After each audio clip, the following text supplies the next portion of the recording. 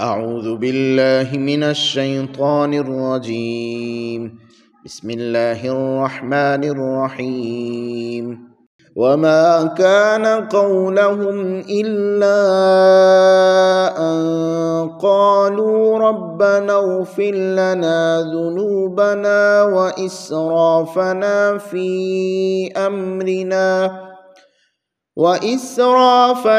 في أمرنا وثبت أقدامنا وانصرنا على القوم الكافرين. فآتاهم الله ثواب الدنيا وحسن ثواب الآخرة والله يحب المحسنين. أعوذ بالله من الشيطان الرجيم. بسم الله الرحمن الرحيم. وكأي من نبي قاتل معه ربيون كثير فما وهنوا لما أصابهم في سبيل الله وما ضعفوا وما استكانوا والله يحب الصابرين. آمنت بالله صدق الله العظيم. رب اشرح لي صدري ويسر لي أمري واحلل عقدة من لساني يفقهوا قولي. الصلاة والسلام عليك يا رسول الله وعلى آلك وأصحابك يا حبيب الله. آج کا ہمارا درس قرآن سورہ آل عمران کی آیا نمبر 146، 147 اور 148 ہے۔ اس میں اللہ رب العزت نے اس وقت غزوہ احد کے بعد صحابہ اکرام علیہم الرضوان کا جذبہ، ان کا حوصلہ اور ان کی ہمت بندھاتے ہوئے سابقہ انبیاء اکرام علیہم السلام اور ان کے صحابہ، ان کے خادمین کا تذکرہ کیا ہے کہ انہوں نے اللہ رب العزت کی بارگاہ میں جہاد کرتے ہوئے قربانیاں پیش کی اور کبھی بھی انہوں نے ہمت نہیں ہاری اور کوئی ایسا کام نہیں کیا جس کی وجہ سے انہیں شکست ہو سکے۔ یہ صحابہ اکرام علیہم الرضوان کی بھی تربیت تھی اور قیامت تک آنے والے اہل ایمان کے لیے بھی تربیت نصاب ہے کہ جب بھی اللہ رب العزت کے دین کا کام کرنا ہے یا اللہ رب العزت کے راستے میں جہاد کرنا ہے یا کوئی بھی ایسا کام کرنا ہے جو انسانیت اور دین کے لیے کے فائدے کے لیے کرنا لازم ہو، تو تمہاری پلاننگ، تمہاری حکمت عملی، تمہاری اس کے لیے تیاری اور محنت کس قدر خوبصورت اور اہم ہونی چاہیے اور مضبوط ہونی چاہیے، اور پھر اس دورانیے میں تمہارا اللہ کے ساتھ تعلق کتنا مضبوط ہونا چاہیے، کیونکہ یہ کام اللہ کے لیے ہے اور ایک ایک قدم پہ اللہ رب العزت کی طرف سے مدد اور معاونت کی بہت ضرورت ہے۔ اگر اللہ کے ساتھ ہی تعلق کٹ گیا تو ان کاموں کا کیا فائدہ اور یہ کام کیسے پائے تکمیل تک پہنچ پائیں گے۔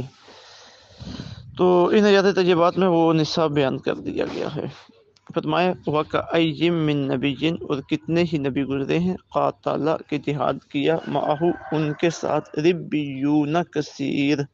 بہت سے اللہ والوں نے، ربی اللہ والا، ربیون اللہ والے، کثیر بہت سے، فما وہنوا تو پس سو انہوں نے نہ ہمت ہاری، لما اصابہم ان تکلیفوں کی وجہ سے جو انہیں پہنچی، فی سبیل اللہ اللہ کے راستے میں، وما ضعفوا اور نہ وہ کمزور ہوئے، وما استکانوا اور نہ ہی انہوں نے ہار مانی، واللہ یحب الصابرین اور اللہ تعالیٰ صبر کرنے والوں کو پسند فرماتا ہے۔ وما کان قولہم اور نہیں تھی ان کی گفتگو، الا سوائے اس کے، یعنی آگے جو کلمات آتے ہیں اس کے علاوہ انہوں نے اور کوئی گفتگو نہیں کی یا اور اس کے علاوہ وہ کوئی گفتگو نہیں کرتے تھے،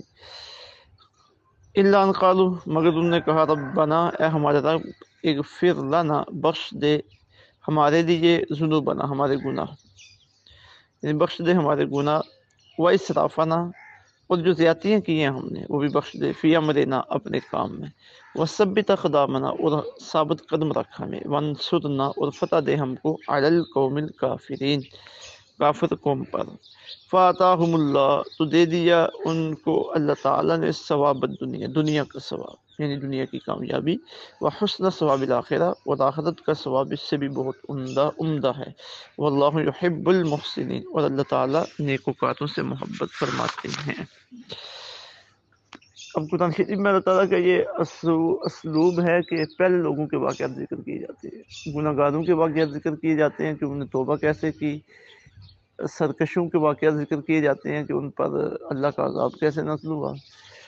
کامیاب لوگوں کے نیکوکاروں کے واقعات ذکر کیے جاتے ہیں کہ دنیا اور آخرت میں ان پر اللہ تعالیٰ کی کرم نوازیاں کیسے شامل حال ہوئیں ان کے ساتھ اور وہ کامیاب کیسے ہوئے۔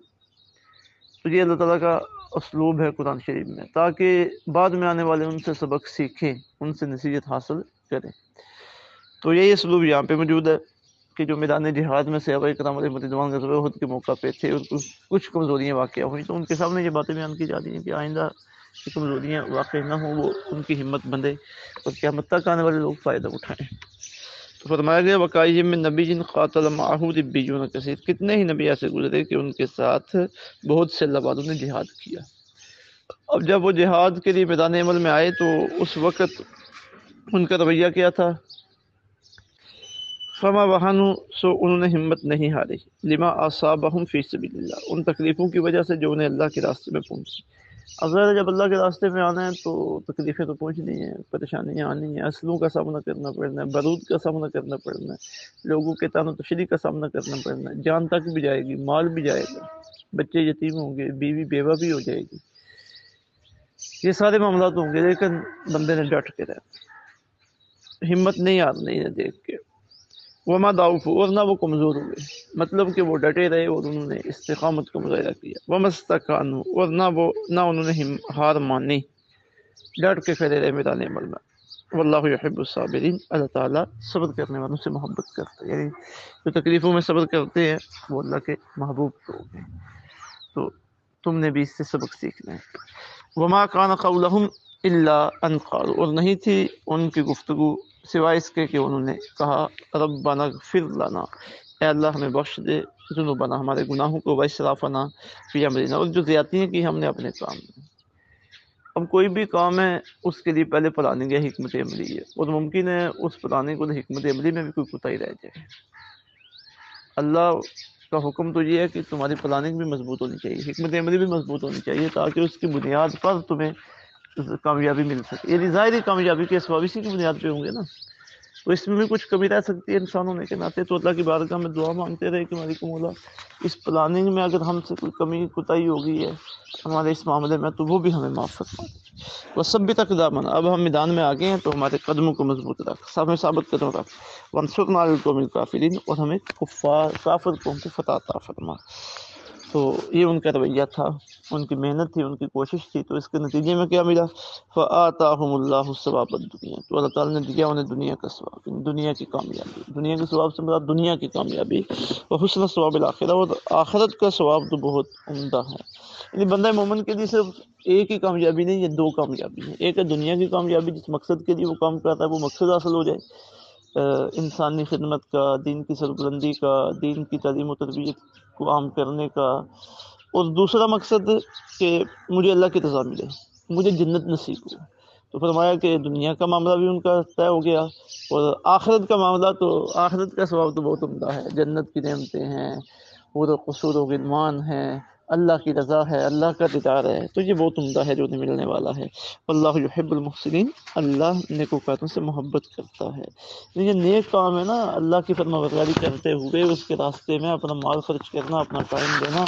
جان تک قربان کرنے کے لیے تیار ہو جانا، تو فرمایا جو لوگ ایسے کام کرتے ہیں اللہ تعالیٰ ان سے محبت فرماتے ہیں۔ اللہ تعالیٰ سے عمل کی توفیق عطا فرمائے، ہمیں بھی عمل کی توفیق عطا فرمائے، میدان عمل میں ہمیں استقامت عطا فرمائے۔ ما علینا الا البلاغ المبین۔